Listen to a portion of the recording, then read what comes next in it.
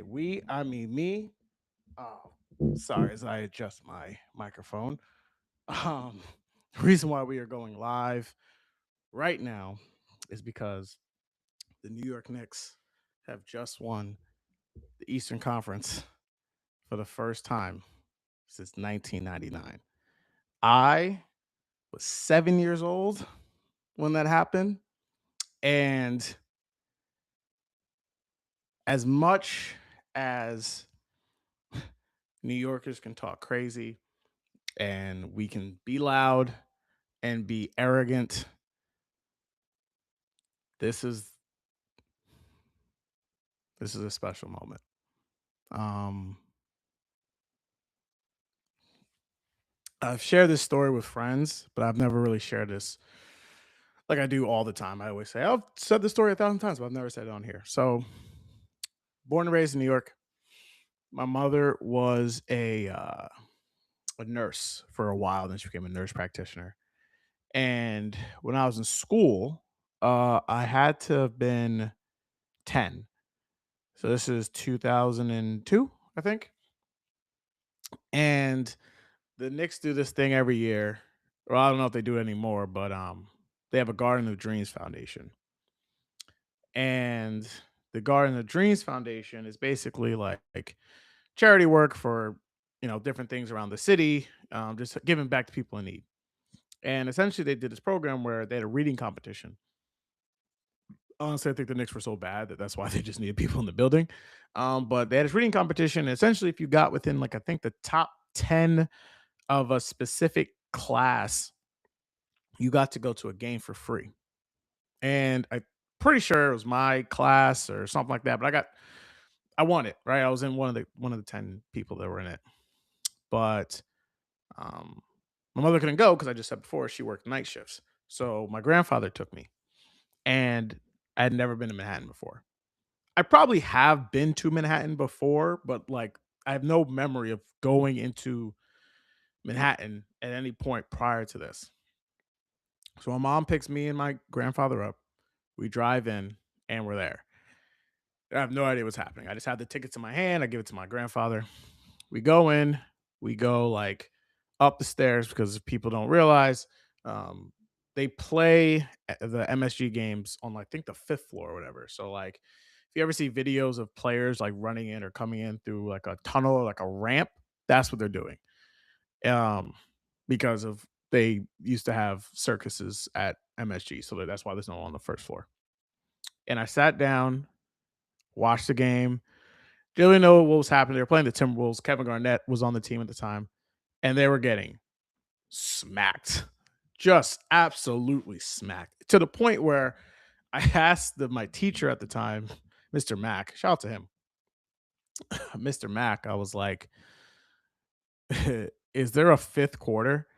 And I think that was the first time I realized, like, oh wow, like there's like real pain with this team. And he said, "No, there's no damn fifth quarter," and he was obviously pretty pissed. And that was the day I became a Knicks fan, and it had been pretty much 20 years of the worst decision I've ever made in my entire life. Um, they sucked. They had a couple of good seasons with Carmelo. They had that We Here season, the COVID year with Julius Randle. And my life was always just like you root for the Knicks and the team's always going to suck. They're always going to suck. They're never going to be good. Why do you keep rooting for this team?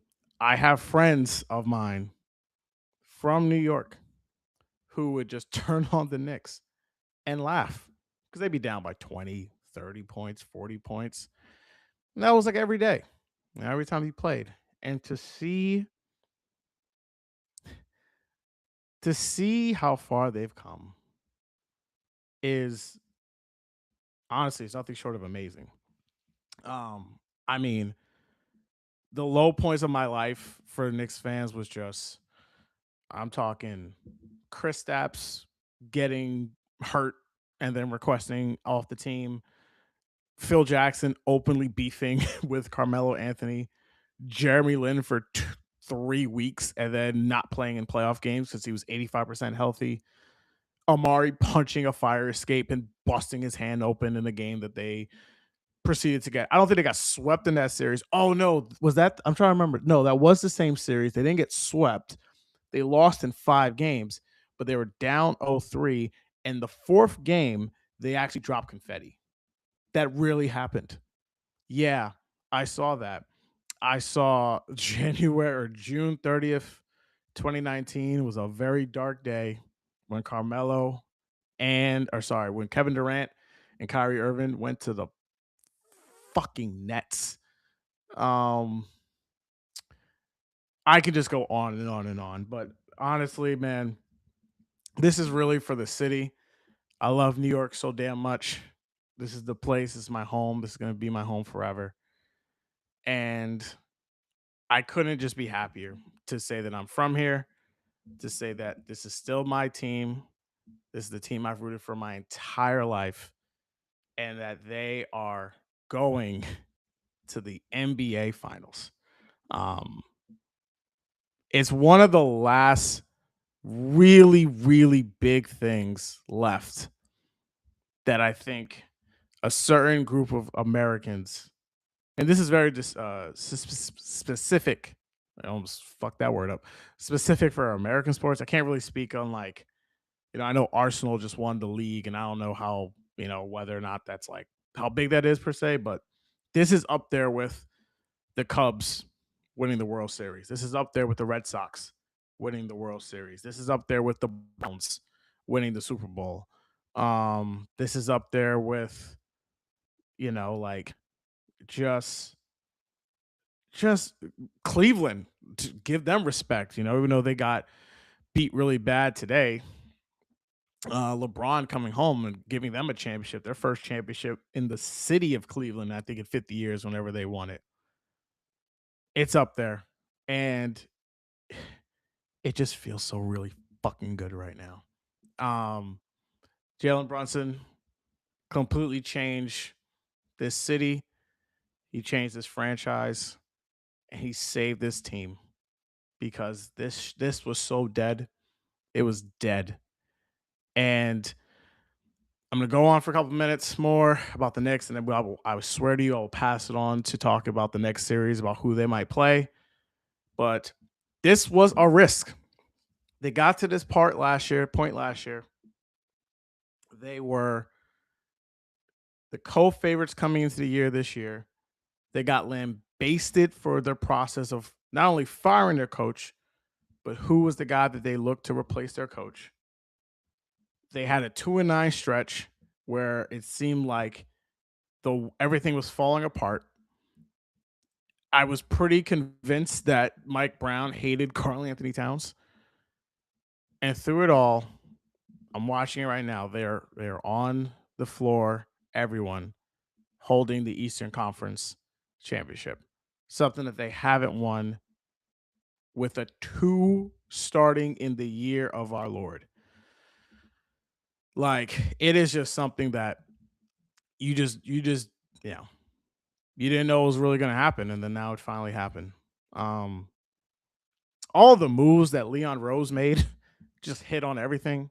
Signing Brunson to the deal that he did, trading for every one of their starters.